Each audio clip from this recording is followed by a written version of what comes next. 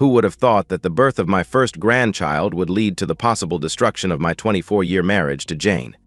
I'm sitting in the back of this rented utility van, just up the street from my daughter's home, hoping what happens next doesn't finish what I considered a very loving and wonderful marriage. According to my daughter Sarah, Jane typically goes for a long jog around noon on the days she visits her grandson. Sarah says Jane comes back after an hour or so and looks fairly flushed from her workout. I'm here to see what Jane's workout consists of. My name is Bill Jones, and until a month ago I was living the dream. My business is doing great. I'm 47 years old and part owner of a fabrication plant that is on the cusp of a new patent that will revolutionize one of the plastic extrusion processes.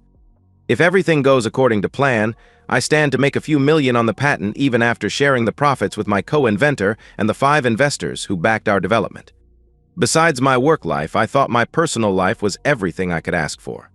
As I said, my wife seemed to love me and our life together. We have one child, Sarah, who we're both very proud to call our daughter. Sarah met, married, and got pregnant to a wonderful man 10 years her senior right after graduating from the university.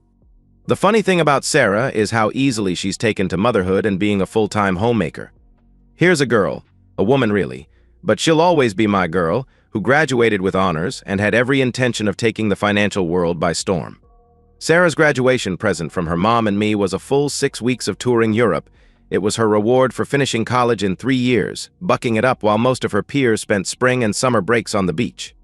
Sarah met her future husband in Europe. She claims it was love at first sight, something she wouldn't have considered possible before that first evening in Madrid. She also claims it was fate. Jim Taylor was from Jane's hometown of Olympia.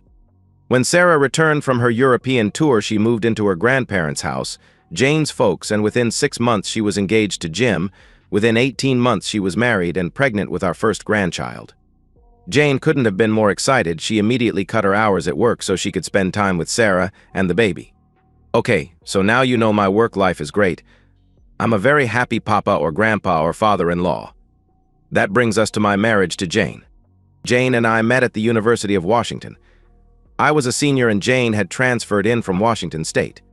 We had a class together, one of those entry-level classes required to graduate. Jane was, and still is, a very attractive woman. She's 5 foot 8 inches, athletically built. She's been a runner since high school, with a great smile and beautiful hazel eyes.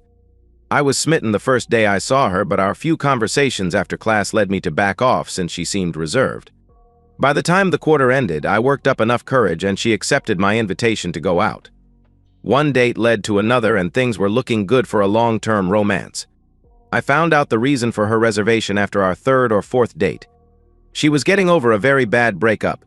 Jane caught the boy she dated for 2 years in high school and 2 years at WSU in bed with another girl. Jane humiliated herself by accepting his indiscretion for almost 3 months before finally giving him an ultimatum. He had to choose. This guy was pretty full of himself by this time and blatantly chose both, suggesting a 3-way. Jane had enough, left school soon after, and transferred to the university. I guess that made me a rebound romance. The subject seemed to hurt Jane and it was never brought up again. I'm fairly certain Jane and I had a pretty good marriage and that she was a faithful, loving wife for the next 23 years. Although there were minor disagreements from time to time, we never went to bed without working those problems out and at least kissing each other goodnight. I never strayed, sure I looked sometimes, but was never tempted to ruin a good thing by crossing that line. Jane caught me once in a while eyeing a woman at the beach or on the dance floor. She'd lightly slug my shoulder and say, "Remember, you can look, but not for too long and never touch." She always did this with a smile and a gleam in those eyes. So, what happened? When Sarah had her son, William, Jane decided she needed to spend time with Sarah and Bill Jr., as we call him. One day a week, Jane would get in her car and drive 60 miles from our home in North Seattle to Olympia.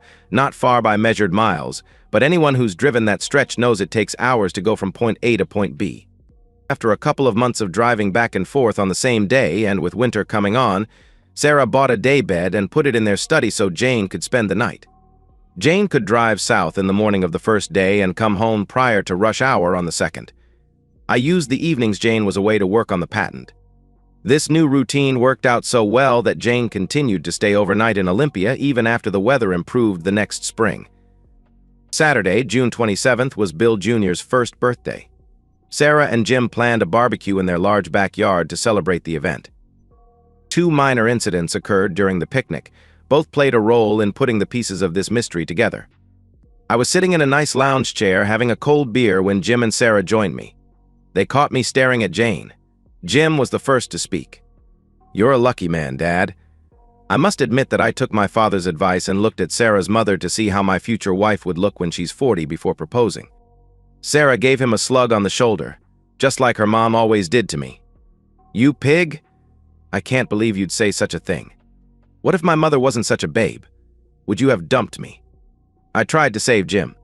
"It's true, Sarah. I did the same thing. One look at your grandmother convinced me that your mom was a keeper."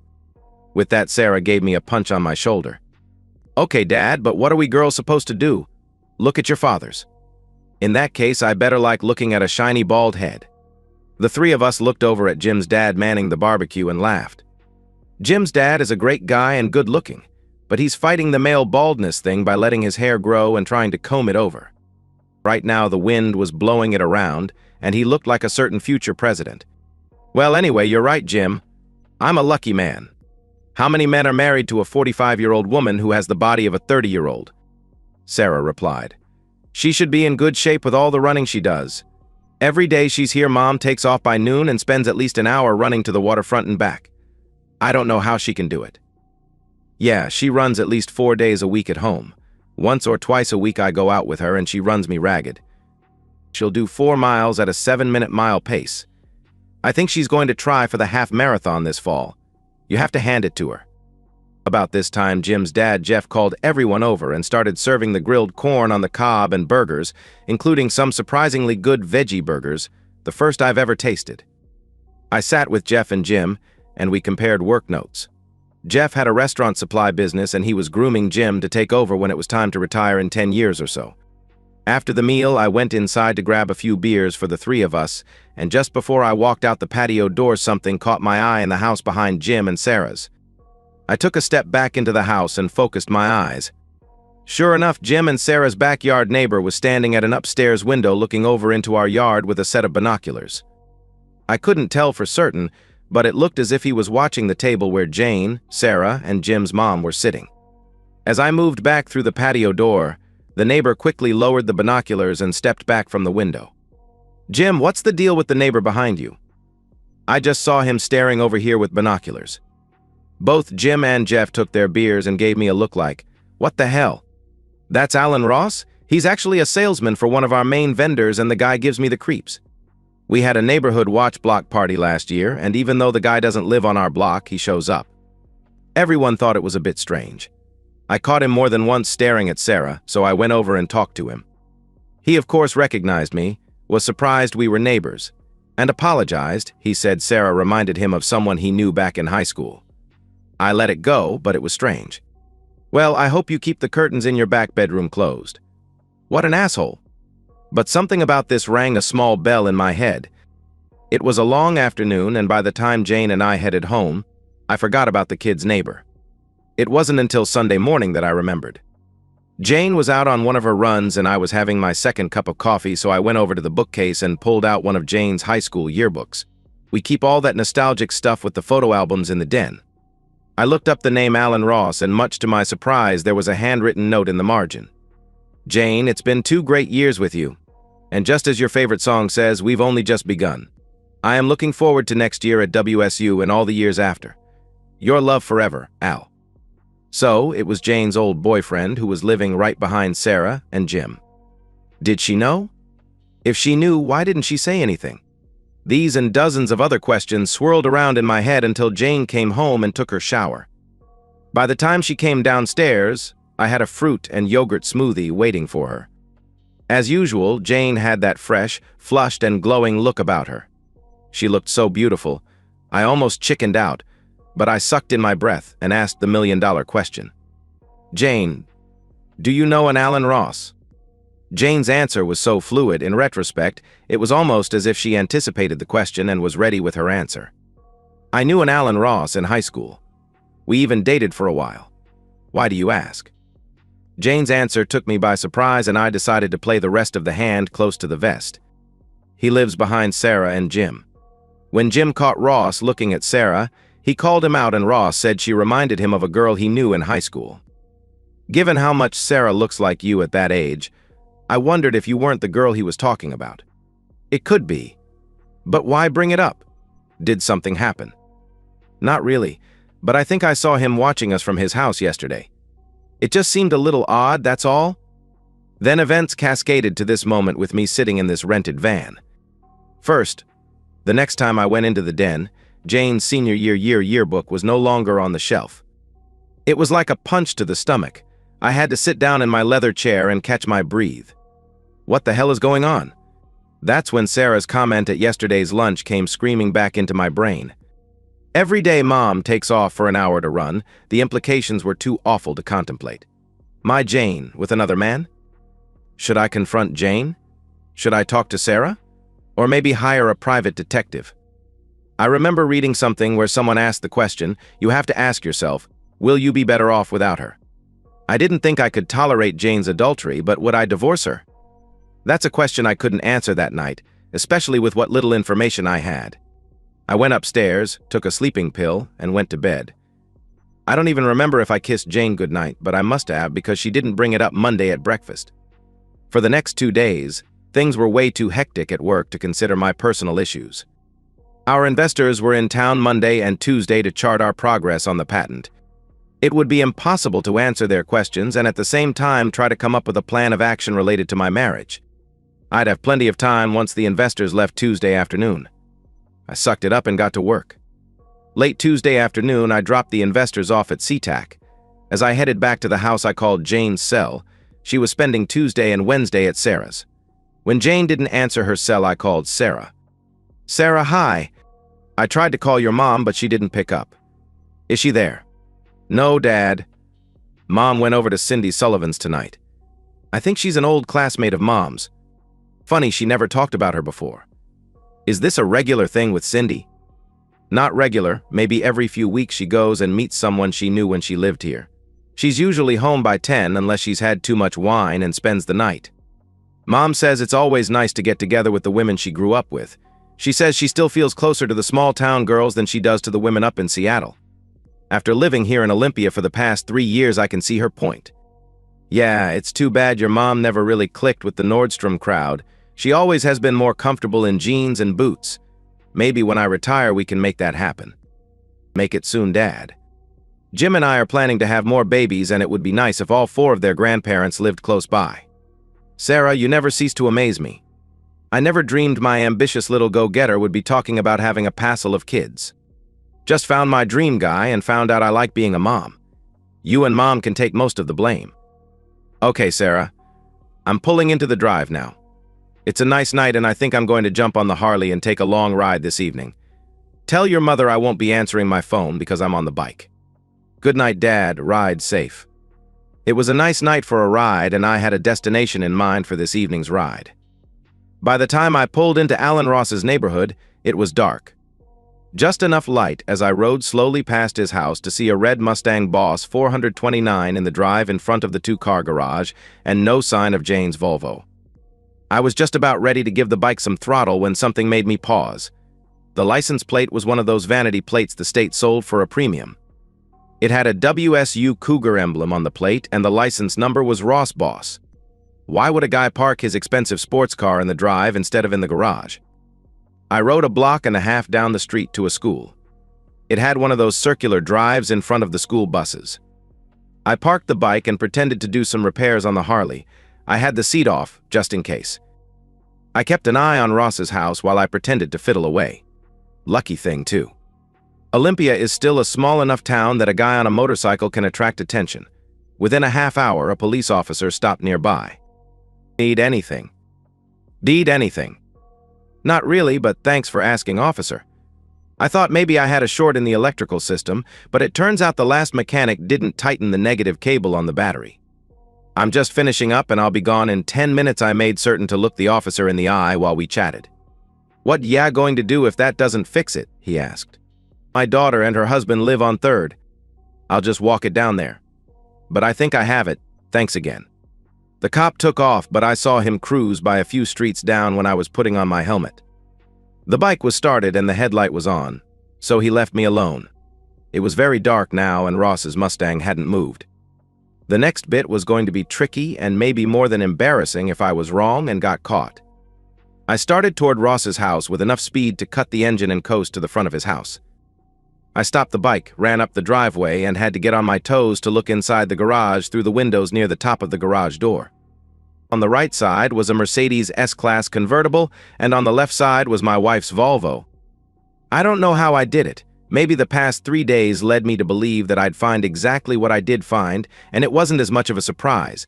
But I had the presence of mind to jog back to the Harley, fire it up, and take off like a bat out of hell. I rode for 20 minutes, pulled into a tavern near the military base, and took out my cell. This time Jane picked up. "Hi Bill, Sarah said you were out riding tonight. Are you home?" "Almost." "How about you? What are you up to?" I asked. "I'm over at Cindy Sullivan's, an old friend from grade and high school. I think I'll end up spending the night here.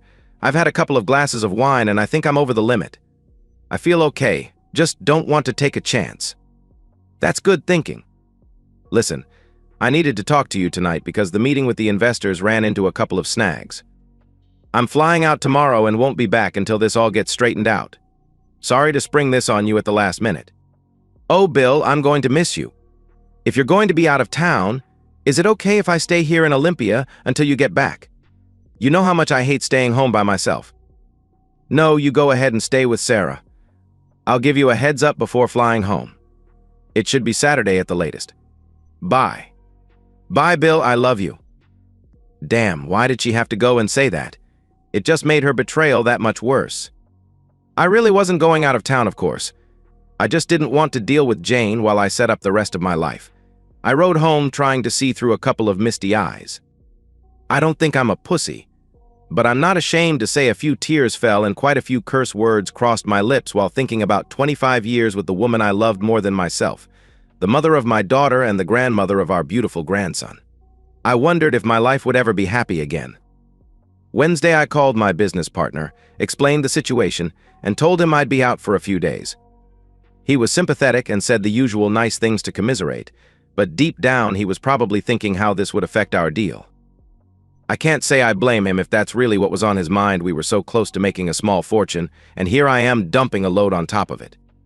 Then a call to our lawyer for a reference for a divorce attorney, making certain he knew it had to be a very good one, maybe the best. There was no way I would split millions with a cheating whore who may end up with an asshole, spending my money on cars and whatever. The attorney I was referred to understood the urgency of the situation and agreed to meet me that evening in his office. He was upfront about it. I could count on paying him a handsome premium for the after-hours meeting to clear his calendar and expedite the paperwork, but he assured me it would be worth my money. I checked into a local hotel and called Jane at noon. Of course, she didn't answer. Whether she was actually running or was jumping Ross's bones at that moment was irrelevant. I just wanted to avoid any conversation. I left her a message that I'd be tied up in meetings, but would call her tonight. When I met with the attorney that evening, he had his act together, obviously not his first time dealing with this situation. He listened to my tale of woe and my desire to go forward without getting scalped. He said the paperwork would be ready by Friday morning and gave me the getting separated checklist. Accounts to close, items to label, how I wanted to handle notifying Jane, etc. When he heard my plan for giving Jane the divorce papers, he started to shake his head. I assured him I could do it without ending up in jail. He said he still advised against it, but he could understand my motivation. Just don't be stupid. Thursday, I went down the checklist. One credit card was left open, the one Jane carried, but the credit line was reduced from $30,000 to $10,000. We paid off the balance every month, so there was little danger this would alert Jane before the day of reckoning. Friday morning at 8 a.m. I was sitting in the attorney's lobby. He almost smiled when he walked in the door. He went right to his desk and handed me the envelope sitting there with my name on it. I signed where I needed to, and he reminded me as I walked out the door, remember. I said, don't be stupid. I drove to the rental car office at SeaTac on my way south to Olympia and drove away with a white utility van. Here I sit down the block from Alan Ross's house, waiting to see if this is the day my marriage blows up forever. At 1:45, Jane comes around the corner wearing her jogging gear. She heads toward Ross's house, up the steps, reaches under a planter, and lets herself in the door, just like it's her home. At 1:55, Alan Ross pulls up in his Mercedes and parks in the garage. At 1:56, I drive the van over to Sarah's house. Sarah is surprised to see me, but not as surprised as when I tell her why I'm there. I tried to tell her in a way that wouldn't shock her, but that's probably unrealistic. I asked her to call her husband Jim and meet us at home as soon as he could get away. I knew when this was over that Sarah would need Jim's strength. No, Dad, no. That just can't be true. Mom loves you. She'd never cheat on you, and I can't be that stupid. If she was cheating, I'd know. You must have it all wrong. Sarah, I'd give anything for it not to be true. I loved your mother for over 25 years. Damn, we were going to celebrate our 25th anniversary next year. But let me tell you what I saw. I told Sarah all the evidence I had so far. Sarah remained reluctant to believe. We picked Bill Jr. out of his crib and took Sarah's car with Jr. in his car seat around the corner and parked in front of Alan Ross's house. Sarah stayed in the car while I went to the front door with the manila envelope. I had to ring and knock before the shithead answered the door in his bathrobe. Who the fuck are you, pleasant guy? I'm Jane's husband. Can you please call her to come to the door? I want to talk to her. He stood there with his mouth hanging open. He tried to shut the door, but I was prepared for that and stuck my foot in the jamb. It hurt like hell, but kept the door open. I busted it open with my shoulder and yelled inside, "Jane, come here right now." Ross kept pushing on the door, but it wasn't doing him any good because now my torso was in the way. I kept yelling for Jane to come to the door. I don't know how, but I kept my cool and didn't threaten either Ross or Jane, but I did keep shouting for her to come to the door. When Jane finally appeared, she had her jogging gear back on. I'm assuming she was naked when Ross answered the door. She had a frightened look in those eyes I loved. "Bill, what's going on? Why are you here?" "That's not the real question, Jane. The real question is, why are you here?" I took this opportunity to grab the lapel of Ross's robe and pull it open. He was naked underneath the robe, of course. Jane looked past me at this moment. The three of us were still standing at the door. I turned around and saw what Jane was staring at. Sarah was out of her car and watching the entire episode. "You had to bring our daughter." The bitch was mad at me. No, she wanted to come because she said there was no way her mother could be cheating on our marriage. She was anxious to prove this was all a figment of my imagination. And you can be pissed at me all you want, but I didn't make this mess, you did. I was starting to lose it, so needed to back out now. I handed Jane the manila envelope. She touched it as if I handed her a live grenade. "I'll be staying with Jim and Sarah tonight. You can stay with your long-lost boyfriend. Read the paperwork. Get a lawyer. Don't come home until you understand what's in those papers and you can abide by the terms. I'll have Jim bring your suitcase and personal items from their house. I don't know what Sarah and Jim are going to do from now on. That's their decision. But you and I are getting a divorce. Goodbye, Jane." I turned and walked away. I thought I heard a wail from Jane, but Ross was slamming the door too hard to tell for certain. "Dad, I'm so sorry. You better drive us back to the house." "I don't think I can make it." Sarah practically collapsed in my arms as I opened the passenger door for her. While my life sucked from that moment and for months to come, I don't think it compared to how much worse it was for Jane. Jim was shocked when he was told about Jane and Alan Ross. He was so pissed that for months he refused to allow Jane in their home or to see her grandson. Sarah didn't argue with Jim. If Jim was pissed, Sarah was livid. I was in their home when Jane called Sarah to talk. Sarah basically called her own mother everything short of unfaithful woman and told Jane that she may never forgive her for breaking her father's heart. Ross lost the Taylor account, and thanks to a call from Jeff Taylor to Ross's boss, eventually lost his job. Ross blamed Jane for his run of bad luck and ended up throwing her out of his house. Jane ended up moving in with her folks. Sarah later told me Jane's mother and father weren't happy with the situation, but realized Jane didn't have too many alternatives until the divorce and the financial settlement was finalized. The divorce was final within 6 months. My battery of lawyers worked it out that Jane doesn't get a thing from the sale of the patent. They were able to shield almost all the money because the patent was sold to a foreign company and my portion was placed in an offshore trust.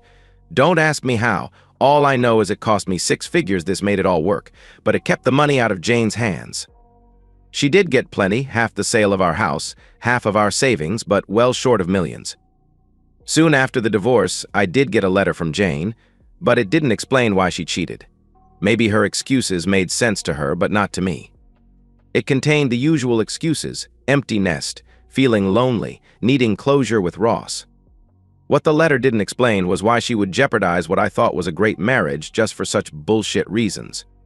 Jane reacted poorly to her new reality: the loss of her marriage, the separation from Sarah and Bill Jr., and finally the second separation from Ross.